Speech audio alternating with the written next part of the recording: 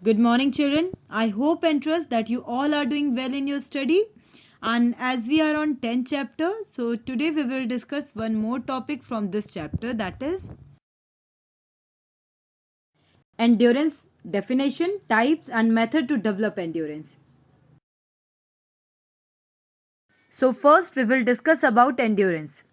Children, as we have already studied in 11th class about component of physical fitness, so endurance is also one of them. Basically, endurance is the ability to sustain an activity, or I can say to perform any activity for a longer period, that is called endurance. Okay. As you can see, I have mentioned a definition also.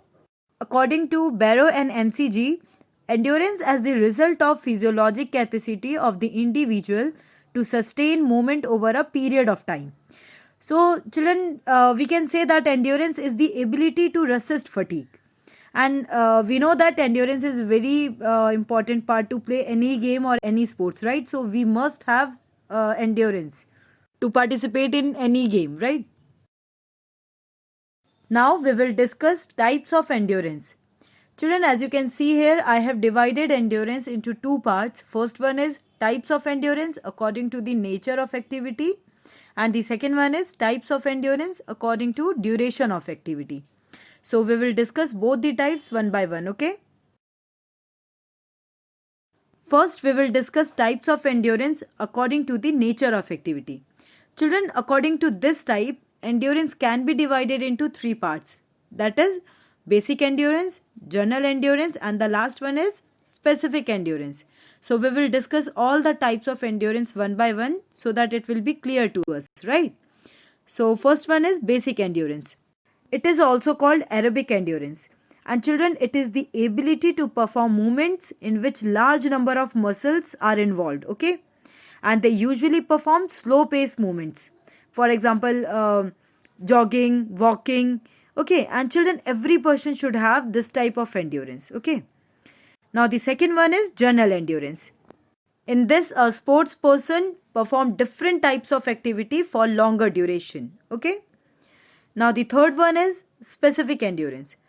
Children, it is the ability to resist fatigue caused by a specific or a particular sports. Okay, or we can say specific endurance is differed according to different sports. Okay, now we will discuss types of endurance according to the duration of activity. Children, it is also subdivided into four parts as you can see here. So, the first one is speed endurance. It is the ability to resist fatigue in activities lasting up to 45 seconds. For example, 400-meter sprint, right? Now, the second one is short term endurance. Children, in this, the duration of activity is about 45 seconds to 2 minutes. For example, 800 race, we can say 800-meter race, okay? Now, the third one is middle term endurance. Children, this type of endurance is needed for those activity which last from 2 to 11 minutes. Okay. Or we can say it is also depend on the strength endurance and speed endurance. Okay. And the last one is long term endurance.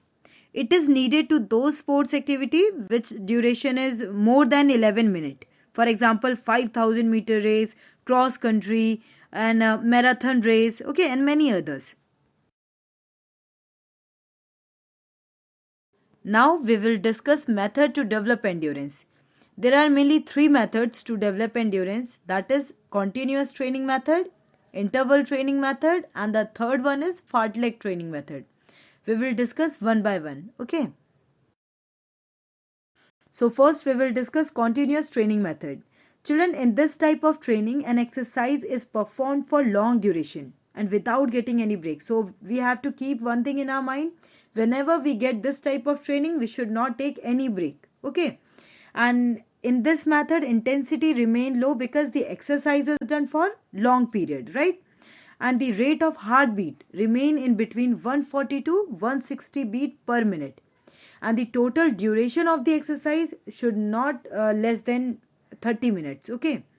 And there are some advantages of continuous training method. As you can see, it increases glucose in muscle and liver, and the second one is it increases the number and size of mitochondria. Children, there are many other benefits also, like it also increases the efficiency of heart and lungs, okay, and many others.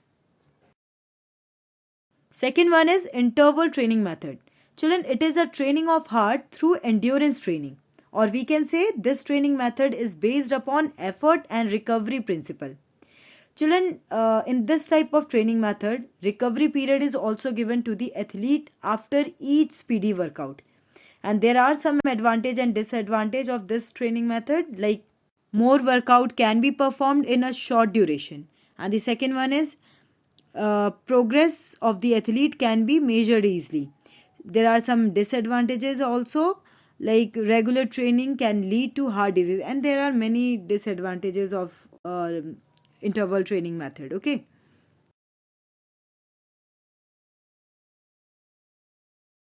Now the last training method to develop endurance is fartlek training method. Children, this is the most important training method to develop endurance, okay.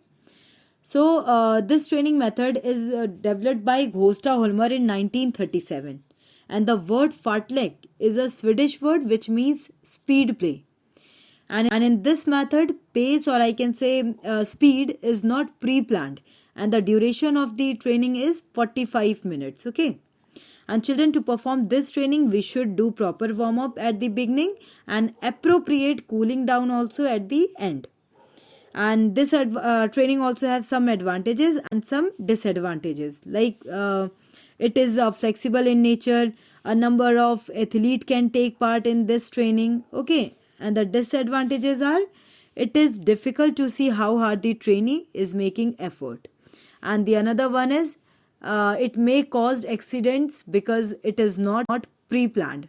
Yeah, that's true. As I told you, this is like in this method, the speed, or I can say the pace, is not pre-planned, okay. So there are some chances to get accident in that. Thank you everyone. I hope this topic is clear to everyone, and if you still have any doubt, you can ask. Thank you. Have a nice day.